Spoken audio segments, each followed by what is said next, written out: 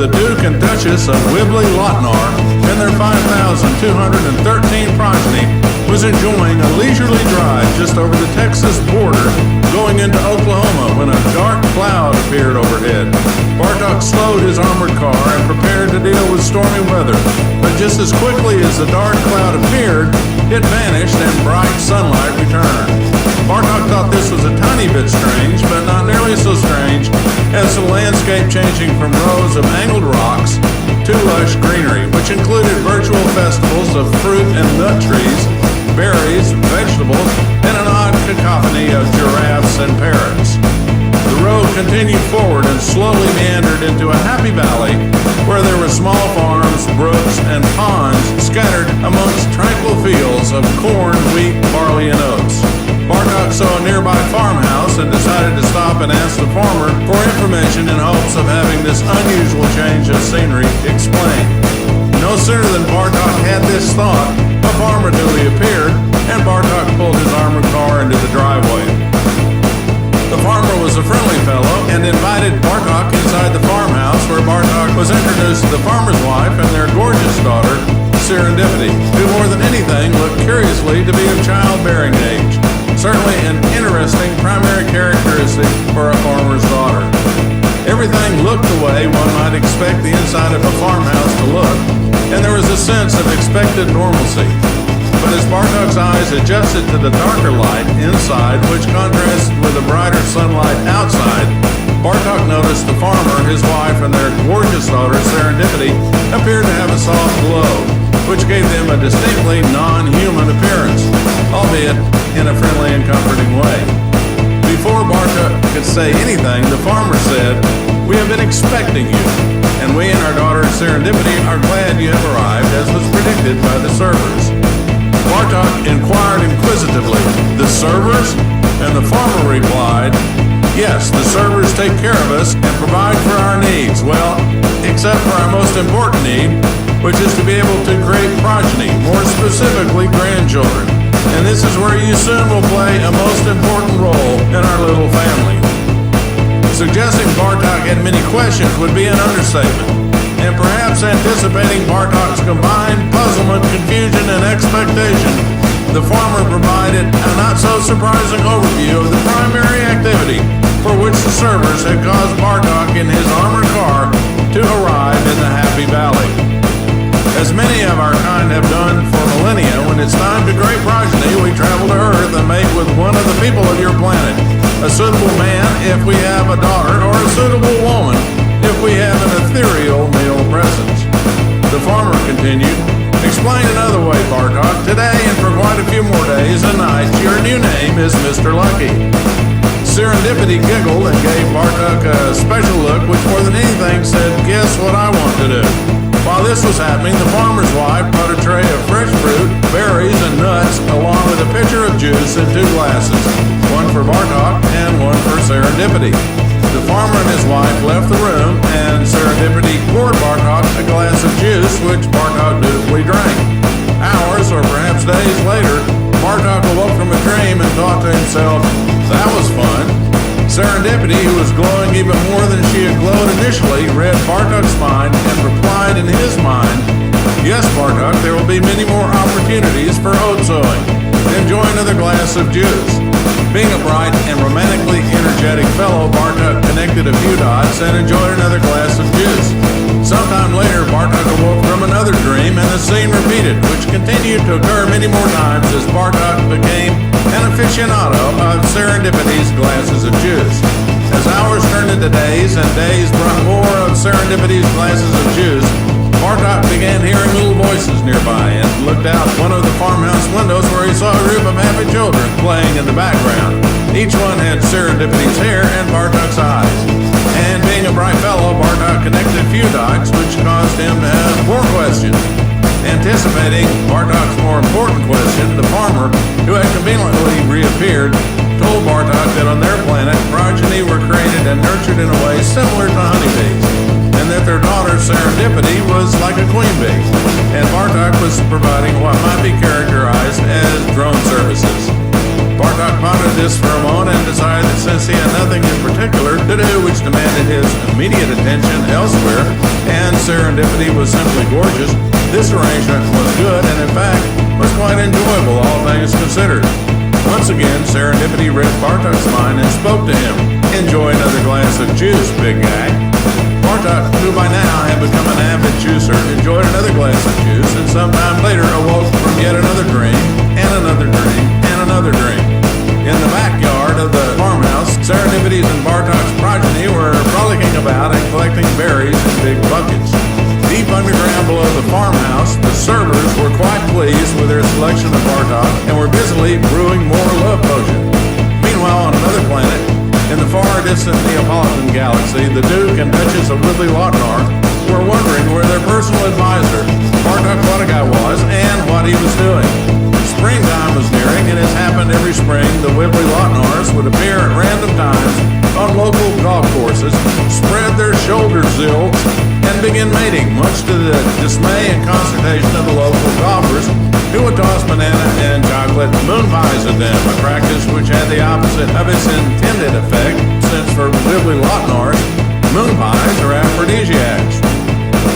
Unbeknown to them, the local golfers actually were encouraging the Wibbly-Lochnaurs and thereby were increasing rather than decreasing overall cacophony of their mating rituals. Professor Dave Darkstone and Melvin Piffle, not his real name, with the help of a galactic Universatone radio with the Universatone Super Deluxe Broadcaster Master Microphone, and Bucky the Little Mutant Raccoon, had been monitoring the romantic antics of Bartok Wadagai and Serendipity, since Bartok was the key to solving the puzzle of the Grand Eye of Tole and ensuring the upcoming vote to extend the Standard Galactic Week by exactly one day was a success. The vast importance of the Standard Galactic Week being evenly divisible by 3 should not be underestimated, since among other things, it was a prerequisite to realizing Nikola Tesla's dream of universally free energy, albeit at an initially low rate for new subscribers, which was central to making it possible for Greta von Geberthen to return to her home planet before she inadvertently had a coherent thought and triggered an especially non-green thermonuclear war. Greta von Geberthen was a babbler, one of a group of curiously puzzling extraterrestrial entities that spoke sometimes slowly, sometimes rapidly, but primarily incoherently on a wide range of contrived topics.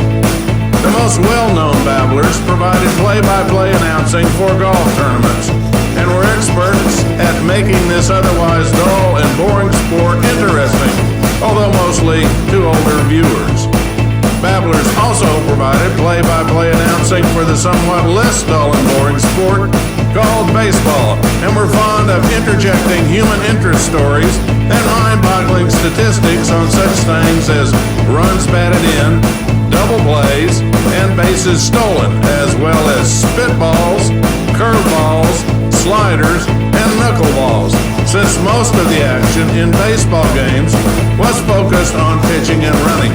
Many of the babblers used their mind-numbing oratory skills to pursue careers in politics, where they often began their speeches with observations like, "I come before you to stand behind you to tell you a story I have never heard," during which they liked to make analogies, metaphors, and similes about bow-leg dance, home folks, glittering generalities, and bandwagons. Raman the Pharaoh adjusted the dials on his pyramidal spaceship and cloaked it in the 11th dimension before maneuvering into low Earth orbit to avoid being detected by some of the other aliens from outer space. In particular, the group of aliens from outer space who were circling the planet in low Earth orbit, frantically searching for the mirror matter popcorn they inadvertently misplaced while enjoying what they imagined would be a happy picnic outside Roswell, New Mexico in the late 1940s. Said mirror matter popcorn being used to power the Hilbert space hyperdrives that provided interdimensional wormhole propulsion for their spaceship, which curiously preferred to be addressed by the moniker Chuck. Suggesting that Chuck was not an especially happy camper these days would be an understatement. And this certainly was understandable, since Chuck was stuck in low Earth orbit until someone or something found and retrieved the missing mirror matter popcorn. spaceship also was powered by mirror matter popcorn. And Raman was pondering the idea of helping the aliens from outer space find their missing mirror matter popcorn, but was holding that thought until he had more information about the servers who were busily making more love potion in the basement of Serendipity's farmhouse. Aliens from outer space, the AFOS or AFOs, in some respects were aware their spaceship preferred to be addressed as Chuck.